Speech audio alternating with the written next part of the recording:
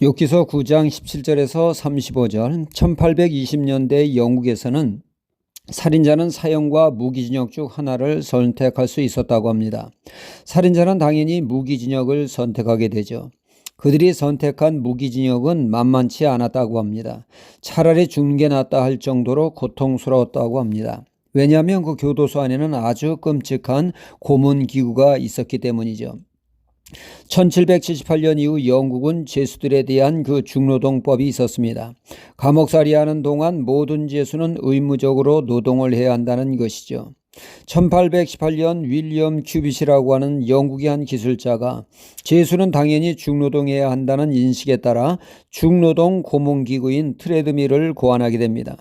이는 죄수들이 가로로 누인 원통 모양의 그 계단차 위에서 한 걸음 한 걸음씩 걸으면서 물레방아처럼 원통을 돌리면 곡식을 빻게 설계된 것입니다. 그러니까 물이 물레방아를 돌리는 것이 아니라 사람이 물레방아 위에 올라서서 물레방아를 돌린다고 보면 됩니다. 이 고문기구는 1842년 이후 영국 교도소에 퍼졌고 심지어 미국 감호소까지 있게 되었습니다. 처음에는 죄수들이 이 기구를 대수롭지 않게 여겼습니다. 그러나 그들은 이 기구를 고문기구라고 부르며 끔찍한 고통에 시달리게 됩니다. 그 이유는 반복되는 단순 작업이 생각보다 고통스러웠다는 것이죠. 이 6시간의 작업은 마치 쉬지 않고 산을 오르는 것 같아서 보통 힘든 일이 아니었습니다. 마치 이틀에 한 번꼴로 세계에서 가장 높은 에베레스트 산을 오르는 것만큼이나 힘들었던 것이죠.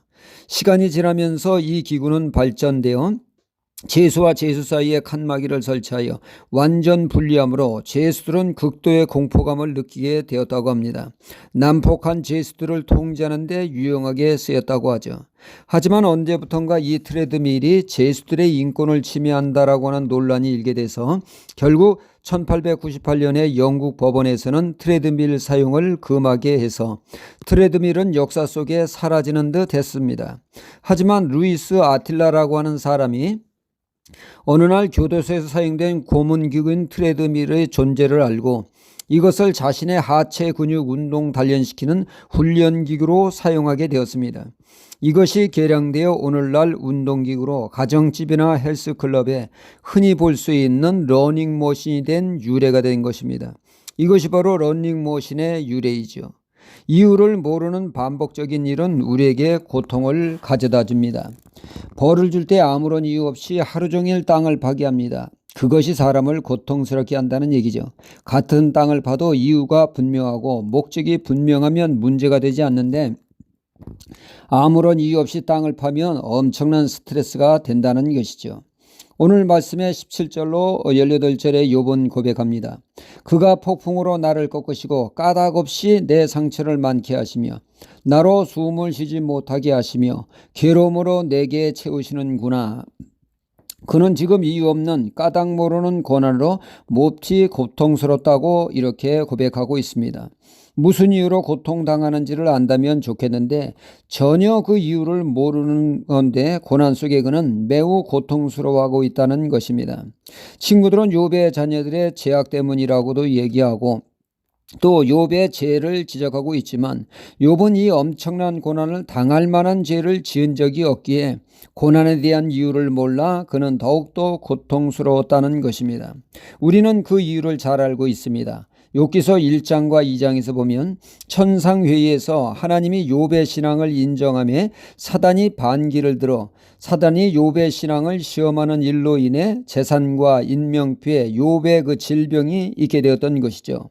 즉 의인인 욥을 넘어지게 하고자 하는 사단의 시험이었던 것이죠. 이것이 바로 욥의 고난의 이유입니다.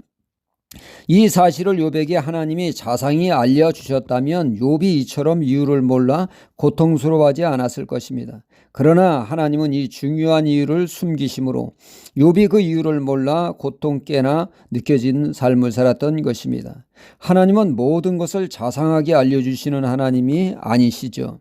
우리로 하여금 욥으로 하여금 하나님을 신뢰하는 믿음으로 인내로 이유를 모르는 그 모든 것들을 견뎌내라고 하십니다.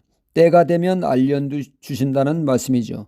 요한복음 13장에 보면 예수님이 제자들의 발을 씻어주시면서 하시는 말씀이 너희들이 지금은 하나님의 뜻을 모르지만 때가 되면 알 것이다 말씀하시며 이후에는 알리라는 말씀을 하셨습니다. 때가 되면 명명백백하게 알게 될 것이라는 말씀입니다.